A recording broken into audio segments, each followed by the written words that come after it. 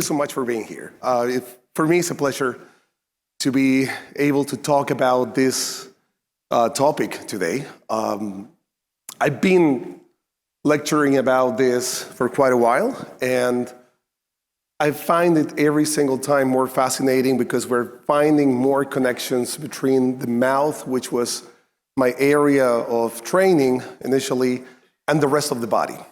And I would like to start saying that the nitric oxide pathways and all the byproducts that we produced due to the interactions with the oral microbiome and the rest of the body are the main essential element that we can use for getting empowered in the medical practice.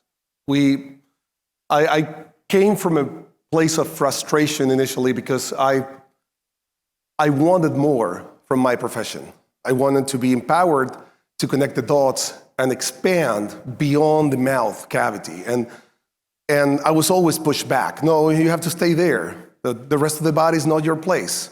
You can't leave this area and start playing around with other places in the body. That's not your field of knowledge. And it's not true. It's absolutely not true. And I'm so grateful for the nitric oxide research because actually that opened the gates for understanding the profound connections between the mouth and the rest of the body. And now using that element and all the information we have available in this area, we can start connecting the dots in many, many other ways. And now we know that there's a more direct, more deep narrative that we haven't probably used in full yet about connecting the mouth, the microbiome in the mouth, and everything implicated in the oral cavity and the physiological illnesses, the imbalances in the rest of the body. And as dentists, we have a tremendous responsibility to take action in this and get empowered, as I said before, in this field of knowledge. They already introduced me, so I'm not going to repeat what they already said. I work for a few companies in the country, and I speak about solutions and therapeutical approaches in terms of all the areas that I will be speaking about in this lecture. I have to read something. I have the AGD. Thank you. So the AG disclaimer. I do not have any financial interest of a product in my talk or any companies offering grant monies for this continuing dental and medical education program. So, we're all clear? Yeah, perfect. Excused. There you go. So the main objective today is understanding the pathways of nitric oxide. Why it's so important, why it's so connected to the rest of the body, where it's coming from, and how we optimize the nitric oxide production to get all the health benefits we're looking for. But also I will talk a little bit more in the broad spectrum about the oral microbiome and how it works in connecting the dots between your mouth and the rest of the body, how important it is. The oral microbiome is actually the second largest, more diverse microbiome we have in the body, only surpassed by the gut microbiome. But it's a very complex environment. And harbors something around 700 species of bacteria and also many fungi and protozoas and viruses, of course. And because of the niches we have, because of all these different ecosystems that are placed in the mouth, we have different types of ecosystems, and then we have different patterns and composition in the oral microbiome. That is what it makes it so complex, even though it's very accessible. You can open the mouth and there it is. You can analyze in a very simple way this area of the body. Still poses a challenge because those areas are so diverse, so complex within themselves that we have different structures whatever we're looking at. Now, one of my first guesses when I start analyzing the microbiome in the mouth was that it was going to be tremendously complicated to determine a degree of stability because this is open. You talk, you open this cavity. You eat, you put things from the outside inside this cavity. So how you keep things stable, how you keep things, your patterns of microbes stable in a very open cavity? Well, the truth is that data shows that it's actually pretty stable. And that was like, there's something here. Because it's open, it's exposed to air, temperature differences, pH differences, and it still remains pretty stable. So you see Spearman correlation there, index, and for those who are not familiarized with this, is the higher, the more stable the ecosystem that is being analyzed. And you can see these areas like the tongue dorsum, the saliva, hard palate, throat, supragingival plaque, buccal mucosa, etc., in a very high number in the Spearman correlation, meaning that they're very stable in their composition. Why? Well, because we don't get the nutrients for those microbes in the random way we were taught about. Just you chew your foods and you get this uneven distribution of nutrients that these microbes in biofilms are getting. It's not how you feed your oral microbiome. You pre-digest your foods in your digestive system, and then you bring them back to your salivary glands. And that's what is called enterosalivary circulation. So we pre-digest things for our oral microbes to be fed, and we bring them back, those nutrients, into the salivary glands, and now we have an even nutrition for all the different areas of our mouth. And actually that happens when we're not really functioning with our mouth, not when we're talking or we're chewing our foods. It happens on rest mode. So that was another wow moment for me, because now we have a nutritional implication in the stability of the patterns of the composition of your oral microbiome. And whatever your foods that you're eating are nourishing or not your oral microbiome, or whatever your digestive system is able to break down those foods so they can get reabsorbed and transported back into your oral cavity, you're going to dictate what you're growing in your mouth. So it's all connected. If you have digestive inefficiencies, you have enzymatic production and low production of enzymes. If you have low stomach acid, or you're blocking the production of stomach acid with PPIs, you're going to affect the way you're nourishing your oral microbiome. How many things we can do on a daily basis that can disrupt these pathways, including toxins. That was the previous lecture. Even mycotoxins are tremendously damaging for digestive pathways. No? There. So this gateway, it's positioned in a very strategic manner, and also it's the entry point of the body. So all the information from the outside is being analyzed and interacting with the mouth cavity, and then we swallow saliva, but within that saliva we have information. We have microbes, viruses, bacteria. All of them, they contain specific genes, and those genes, they carry information, and that information is telling your body something that is happening outside. And now your immune system can react accordingly. So another reason why our oral microbiome is so important is because it's actually bringing information to the inside of your body, and especially to the main area where we modulate the immune function, which is the gut.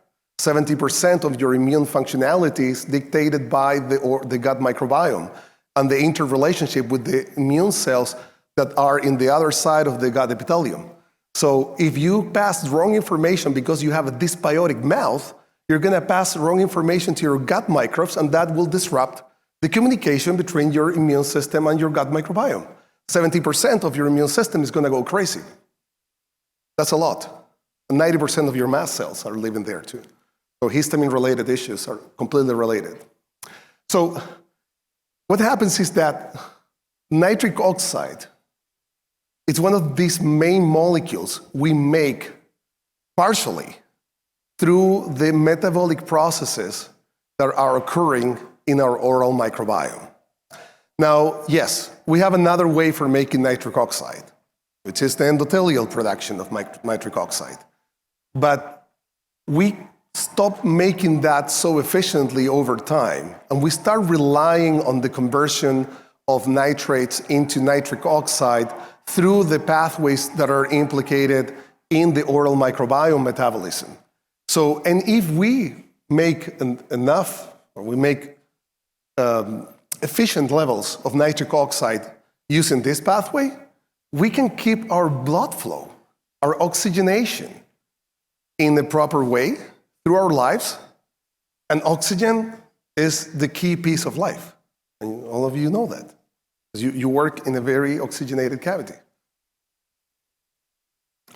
So healthy blood flow, it's a foundation of wellness and healing. And probably the discovery of nitric oxide and its functions is one of the most important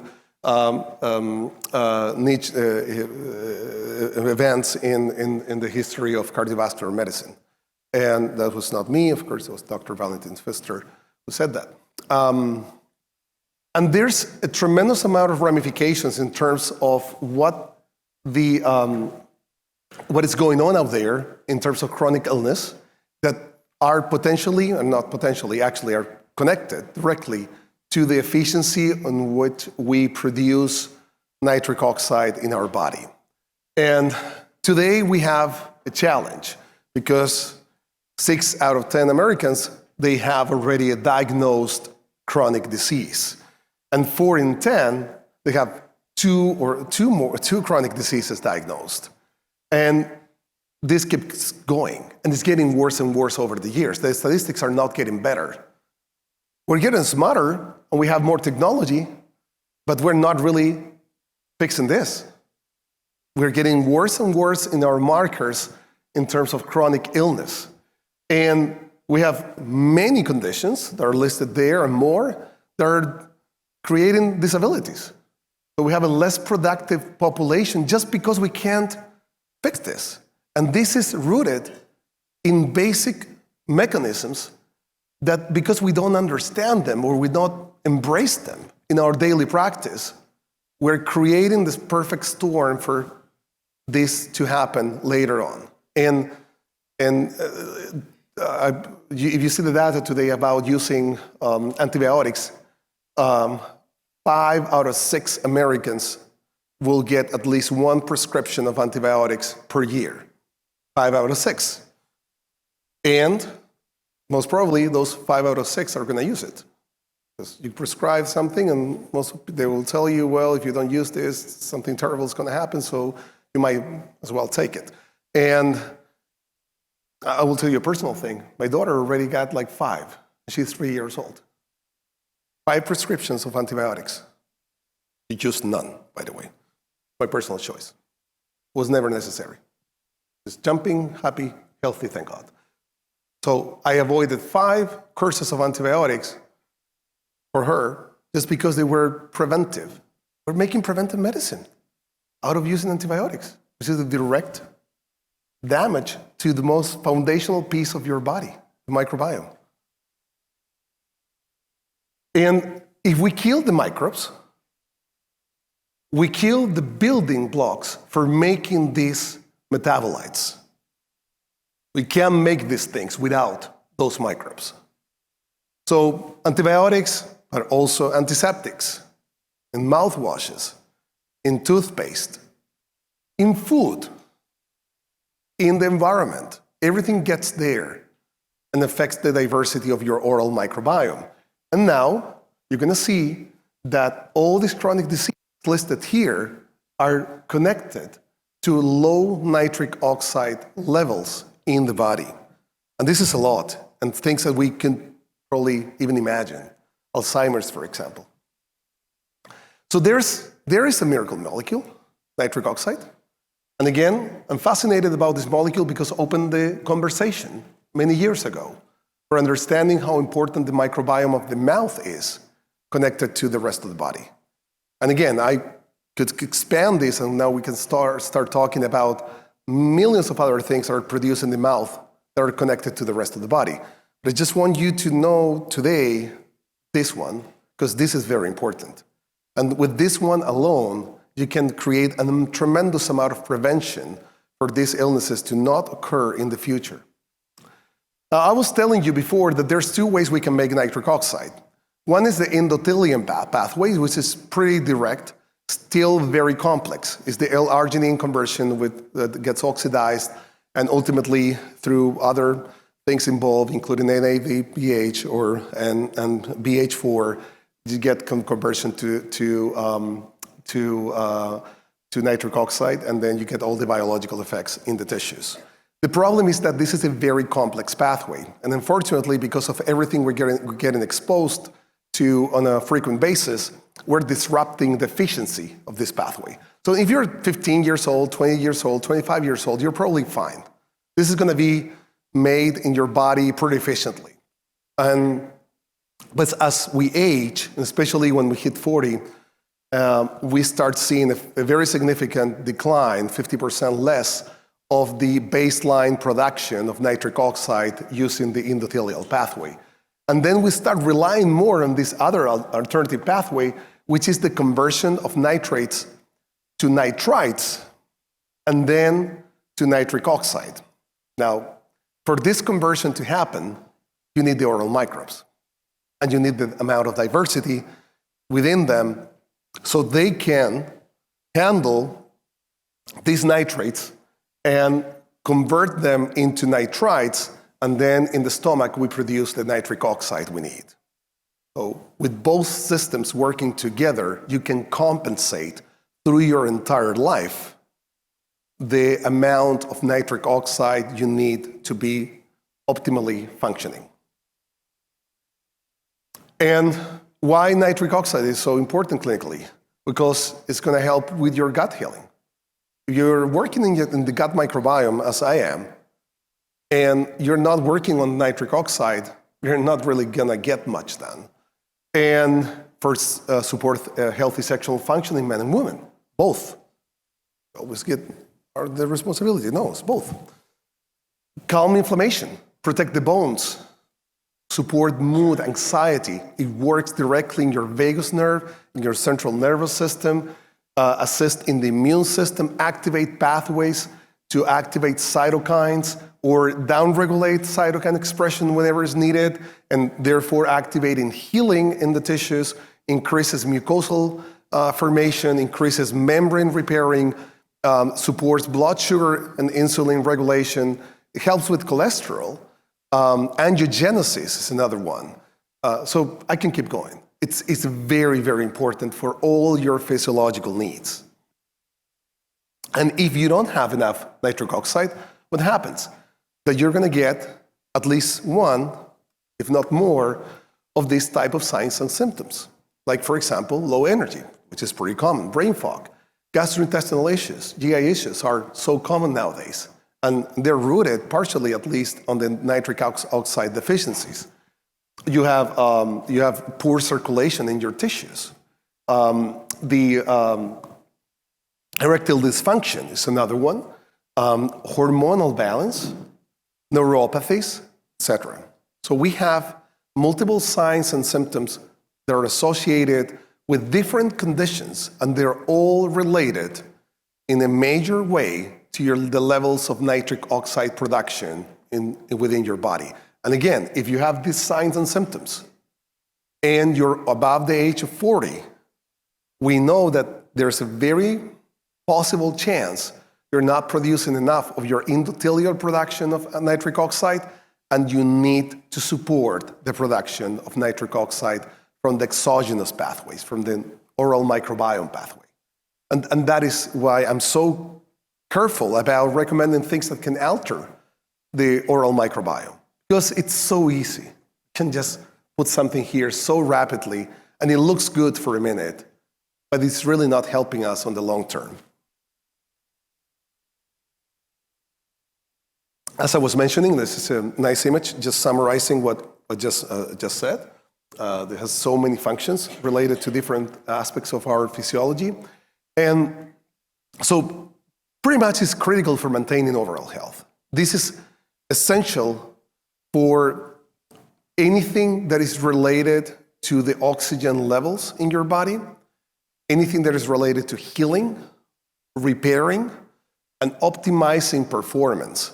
And we see today a very big challenge in terms of immunological disorders, for example. In the immune cells, they have vast receptors for nitric oxide. And they do understand perfusion, they do understand the presence of this molecule, and they will respond accordingly. And therefore, deficiencies in these areas, they will pose a risk for you to get something that can be more complicated in the immunological side. Now, if you look at the oral cavity, for example, how important it is to keep normal blood flow, good repairing rate, and perfusion and nutrition to the periodontal tissues. How preventive is to get that fixed to avoid future illnesses like periodontal disease that could be so destructive. Now, side note, if the nutrition of the oral microbiome is coming from the gut, how important is lifestyle and your daily choices in maintaining a normal oral microbiome? How important is to keep the efficiency of your digestive system?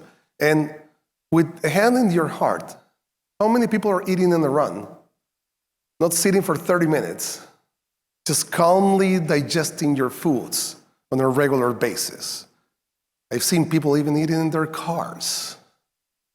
How are you there? You need a proper setting. You need to tell your brain, hey, I'm eating. I need to relax.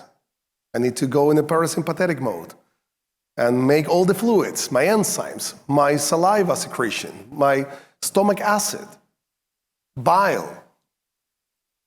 By the way, this is all about detoxification and preventing translocation of microbes from the mouth into the gut, but that's a different conversation. Hopefully another time we'll tell you about it. But yeah, it's critical. And then we're trying to heal the mouth here, and we're not fixing all these other aspects I'm telling you. So the conversion of nitric oxide mainly rests in the tip of your tongue. Actually, not exactly in the tip, actually more in the back of the dorsum of the tongue. But still, it's important. But it's there because your oral microbes are dictating your health status. And I've been saying this a long time. You can only be healthy within your microbes as long as your terrain is healthy. You don't fix the terrain, you don't fix anything. If anyone is a microbiology nerd, as I am, if you get a Petri dish and you change the food you put there, the substrate, if you change the pH, if you change the temperature, you will not grow the same things that you wanted to grow initially. You might not grow anything, or you might grow something completely different. You change the settings in the terrain, and you change the patterns of microbial growth. Now, we see inflammation in the mouth. What do we do? Antimicrobials, antiseptics, antibiotics. We're not fixing the terrain. We're killing microbes. Guess what happens if you don't fix the terrain? They grow back. That's why when you go to periodontal school, they tell you periodontitis is a chronic disease without a cure that will progress over time irreversibly, and you can only try to ameliorate the damage. That's the only thing you can do. You can't fix it. You can't reverse it. Because they're not fixing the terrain, they're fixing the microbes. All the protocols are based on killing microbes and cleaning the surfaces. But you're not nourishing. You're not bringing oxygen. You're not fixing the nitric oxide pathways. You're not doing the terrain regulation. And of course, the consistent use in the general population of antiseptics and mouthwashes and of course toothpastes as well, they're diminishing the production of nitric oxide, and that has a profound implication in cardiovascular disease risk. So we know that people that they have been using mouthwash with antiseptic substances for as little as 1 week, they have different cardiovascular health markers than the person that was not using anything. 1 week. I'm not talking about a risk person. A person was previously diagnosed with something. I'm talking about healthy baseline cohorts, and they still get affected. And there's papers, there's research about it, so it's not me, my opinion. There's plenty of research. You can look it up. Don't believe me. Believe people who are turning their heads trying to get information to us. And the other thing is that when we have a high or decent amount of nitrates in our diet to try to enforce this pathway a little bit better and try to improve and compensate the lack of production of nitric oxide through the L-arginine pathway, we're also supporting the growth rate of the bacteria that are actually needing these nitrates, and they can also utilize these nitrates to produce the conversion to nitrites and then to nitric oxide. So we're supporting, by eating nitrate-rich foods, the same bacteria that we rely on to make the conversion to nitric oxide at the end of the day. So it is a dietary prebiotic. Not only it's a molecule that you will get converted into nitric oxide, it will also support the healthy status of your oral microbiome. And the pathway is explained pretty simply here. So you get foods with nitrates, and nitrates are swallowed. They don't do much right away in your mouth. They just go through and they get absorbed in the small intestine, and they go back, as I mentioned before, through the intracellular circulation. Some of that gets excreted through the urine, which is fine. We don't need that much. We have like a balancing system, so we need just enough to activate the oral microbes. And then the remaining parts are getting the plasmatic levels of nitrate concentration increased. Then this goes back to your salivary glands, and then it gets converted into nitrites. And then you swallow those nitrites, and they get into your stomach, and then by the activity of the stomach acid, they get converted into nitric oxide. This is a simple way of putting the recirculation of nitrates and how they get converted until you get the nitric oxide. But of course, if you don't have the diversity or the types of microbes you need in your mouth, the process gets blocked in the middle. And then nothing happens later. Now, if you're on PPIs or you're not producing enough stomach acid, you're not going to get much done either way.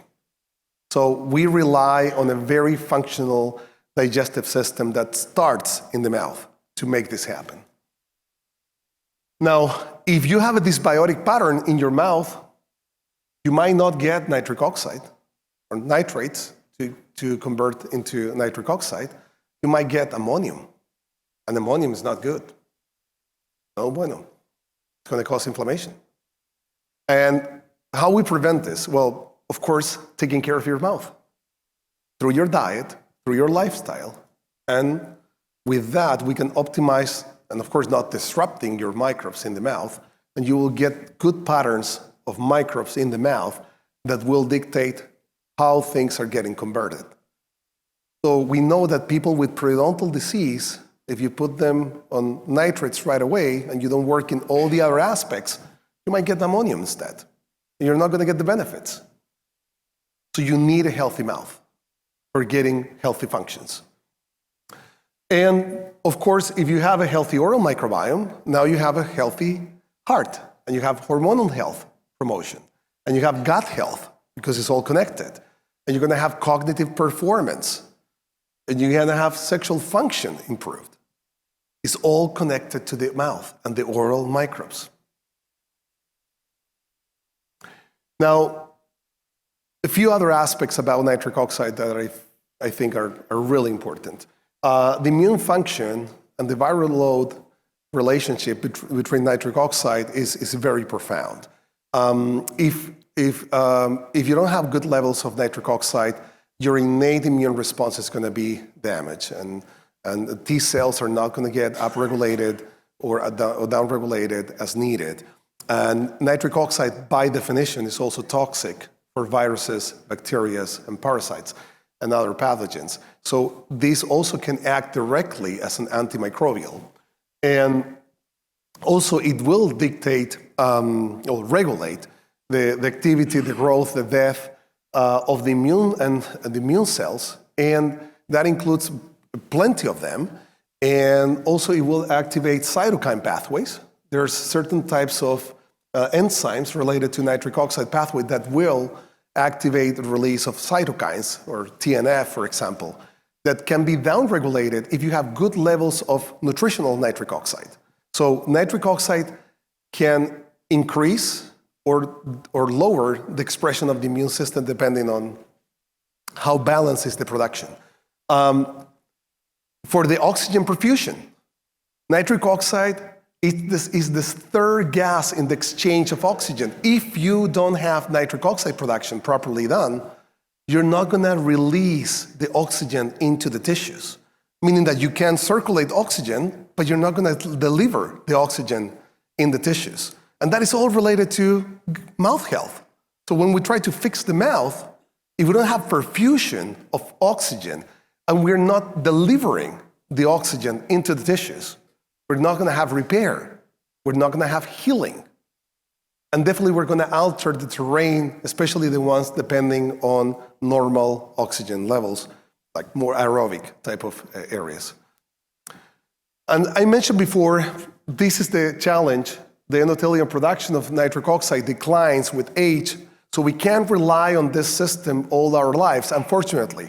Our efficiency declines, and we need to somehow support this. And this is when the alternative pathway comes into play, and it becomes very important, and again, all related to your oral microbes.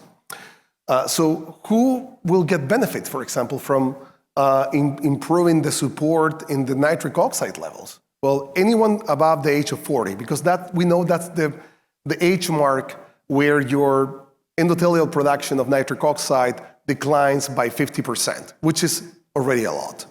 But also if you have gut issues, immune issues, hypertension, any type of cardiovascular type of issues, metabolic disorders, any form and kind of them, all related to your nitric oxide levels, sexual dysfunction, hormonal imbalances, perimenopause, menopause, fertility, people who like to exercise, they want to climb a mountain, they're not taking care of the nitric oxide levels. Well, that can be a risk. So we need to, there's a lot of people that you can think about, including ourselves, that we might get benefit from supporting the production of nitric oxide in optimal levels. And also, because of the influence in terms of the antimicrobial and immune regulation properties of nitric oxide, it can actually modulate the composition of the overall microbiome, especially the gut microbiome. So they are connected so tightly because the gut microbiome is needed for optimizing digestion. And then digestion will optimize nutrition in the oral microbiome. Then your oral microbiome can produce more nitric oxide, or at least convert nitrates into nitrites more efficiently. So both areas are supporting themselves consistently and signaling themselves on a permanent basis. And this is why it's so connected, so complicated, and bidirectionally linked. But still, if we take care of this area, we do a lot. We do a lot of good for improving everything else. This area of the mouth. I said before, nitric oxide can promote mucosal blood flow, and therefore it can improve repairing in many aspects in terms of membranes and tissues and mucus secretion. And it's all related to different parts of the body, including the mouth. And of course, this prevents damage from hyperactivation of the immune cells or oxidative reactive species, but also it will improve the healing process, the activation of fibroblasts when we're putting and placing an implant. When we're doing any type of oral surgery, we rely on these guys. We want fibroblasts to be there and getting properly activated, same with angiogenesis and same with the wound healing. So if we are not efficient in our nitric oxide pathways, we probably will not get the same results in terms of our practices, in terms of our surgeries, or in anything really that we can do in the mouth. So you can't fully heal anything, including the gut, by the way, without adequate nitric oxide levels, and we can't also fix this other compartment, which is nourishing your oral microbiome, if you don't have good amounts of nitric oxide. This is a really good research that I was reading some time ago about the protective role of nitric oxide. So this is 3 control groups. One is in eubiosis, so it's not touch, that's the control. The other one is a group that was treated, this is all rats, by the way. It was treated with antibiotics. And the third group, it was treated with antibiotics, but also was supplemented with nitrates. And the result is that the group that was treated with antibiotics alone, they do have a higher expression in immune activity and, of course, release of cytokines, and a damage in the proteins for the epithelium, the tight junctions, occluding.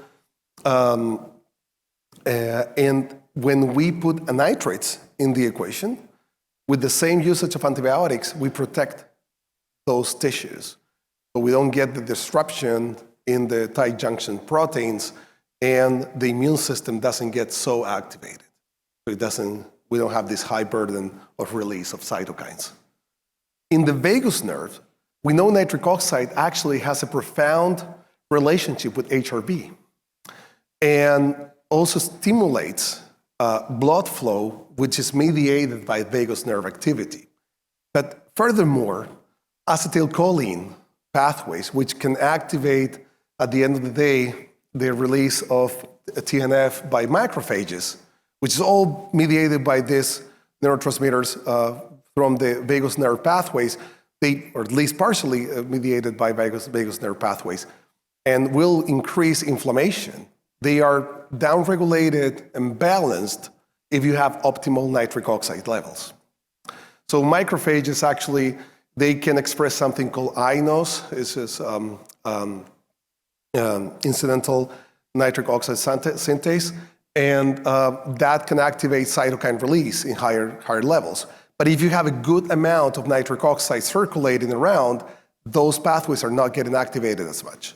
So you have a protective role in terms of how you modulate the immune system just based on your nitric oxide levels. And I like to say always that the oral microbiome, it's related to everything we do, and therefore, just not because of the nitric oxide, just because it's so connected to everything else we rely on to be healthy. It's something that we should care more than just putting an antiseptic to try to regulate an inflamed gum whenever that happens. We need to really think when, how, and what we're going to be using in the mouth. I think that, and this is something that is a self-critic to myself from when I was practicing for many years, because it was so easy.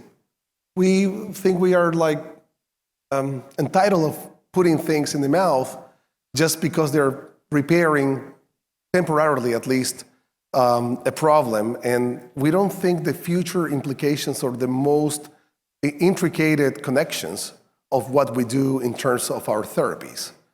And again, yes, if you use an antimicrobial, your gums are going to look great for a certain amount of time. But how much you killed to go through that result? And what will happen afterwards? That's my concern. And that includes materials and many, many other practices we have. Now, there's several microbes that are related to the conversion of nitric oxide in the body and in the mouth. And again, these species are mostly living in the dorsum of the tongue, and some of them are anaerobic, some of them are facultative. Still, they have their major niche in the dorsum of the tongue. Now, when it comes to hygiene practices, you will think, well, I don't have to touch my tongue then, because the tongue is where these microbes are living. Actually, if you don't brush your tongue on a frequent basis, you get these biotic patterns that will neglect the production and the conversion of nitrates into nitrites. So hygiene is necessary. Hygiene is rooted in our ancestral human components. So we were brushing our teeth just because the type of foods we're eating. They were rough and they were cleaning at the same time that we were chewing them. And the activity of the muscles. We have a self-cleansing process. Now we're mimicking that with a toothbrush. But the tongue was not exception. We were supposed to clean our tongue as well through the eating process, probably. That was the main way we were cleaning our surfaces. If we don't clean those surfaces, we're going to get these biotic patterns there, and then we're not going to get the byproducts we need. Now, cleansing with moderation is the key, not over-cleansing. I'm going to talk about that a little bit more. So when we get nitrate in our tongue, actually, we can modulate the compositional patterns of your oral microbiome, especially the nitric oxide-related microbiome. There's some that will go up and some that they will go down. All of these groups, Neisseria, Rothia, Prevotella, and Veillonellas, are all related to the nitric oxide production.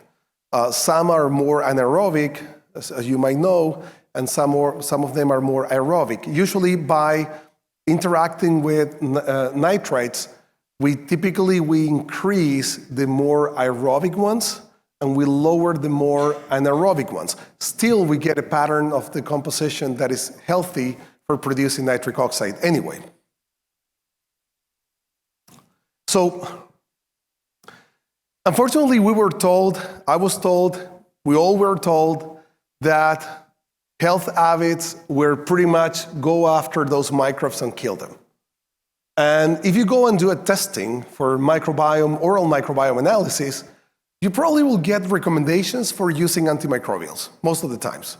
They will detect a pattern, like, for example, we have certain Clostridium or Agrobacter, Acidomycetin comitans, or any other type of typical pathogen in the mouth. And the typical recommendation will be, kill this guy. That's what you get, typically.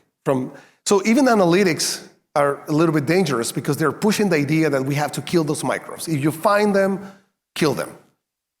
And we're loaded with antimicrobials in the industry, loaded. There's great companies. I was speaking with some of them out there. They're actually doing a good job avoiding the usage of these antimicrobials. But unfortunately, they're not, right now, hopefully that will change, the most trending ones. And this starts with us.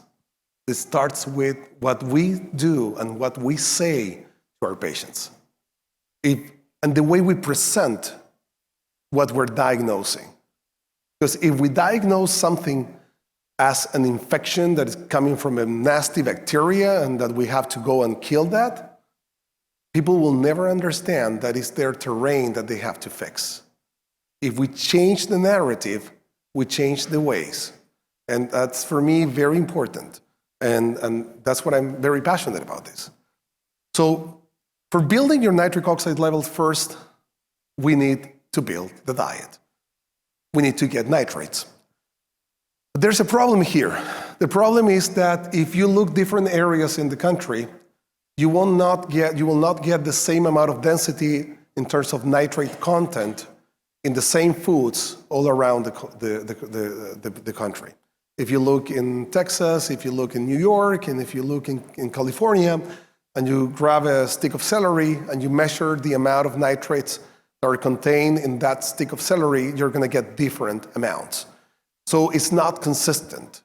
And unfortunately, that typically creates a lack of efficient amounts of nitrates that you can get in your diet. You might get some good amounts if you live in specific locations in US. But we just can't rely on the nutritional density to bring up these levels. Unfortunately, this is something that it became a necessity. So supplements are critical here, because we have the peace of mind that we're providing X amounts of nitrates, 300 to 400 milligrams of nitrates that are consistent. And therefore, our body will get them and will utilize them to compensate, again, the lack of production of nitric oxide through the L-arginine pathway. So L-arginine and L-citrulline, actually, they really don't make too much sense if you're above the age of 40, because you're not going to be producing nitric oxide synthase, which is the enzyme needed to convert the L-arginine into nitric oxide. So yeah, they might work, certain age groups, but it's not really the solution, especially for a vast majority of the population above 40 years old. And beet powders, they're not so dense, so we can't get much of them. So the same amount will not give you the same concentration of nitrates that is needed for supporting this pathway. Now, the other thing is important is that this is also related to your metabolic performance and exercise, and the way you breathe, the way you sleep, the quality of your sleep. And of course, if you're doing things like smoking or vaping, if you're over-cleaning your mouth, that will have a direct impact on the levels of nitric oxide. And of course, there's something that's very interesting. Infrared light can actually improve also the production of nitric oxide intracellularly. So it's another therapy that can be commonly used for boosting nitric oxide levels. But you know what is the best infrared light you can get? The sun. You don't see that much in the casinos, but the sun is your best source of infrared light. That's why you feel the heat when you're taking a sun bath, but you don't feel it that much when you get a cloud in the way, even though the temperature is the same. This heat is the infrared light you're receiving in your body. So we have ways of testing. So you have a patient sitting today in your chair, and you tell this person about this, and you tell the person, this patient, that you might have a problem with nitric oxide. That's why you have periodontitis. And I will. And you can test for this with the strips. And you can see, depending on the color band, how deficient you are in the conversion of nitrates to nitrites. And prebiotic foods are fantastic for that. If you are using essential oils or oil pulling or things like that, you're also killing microbes. So not because they're more natural, they're better. Actually, one of the most potent antimicrobials you can get are coming from nature. Oregano oil, for example. It's incredibly potent for killing microbes. And it seems to be naive, so innocent because it's... And that's why I encourage testing to boost your nitric oxide. So assessing your levels is critical for knowing that you are depleted and supplementing. If you're low, please go ahead and grab this low-hanging fruit, which is put a good amount of nitrates in your body that otherwise you can't get because of the lack of nutrients we have in our diet. But still, do not forget about your diet, because that feeds many other things, including your microbes all around your body, and especially in your gut microbiome. So diet is critical. Fortunately, again, we have less density. So this is a simple protocol. It's easy to access, it's not expensive, and it's foundational to build up your health.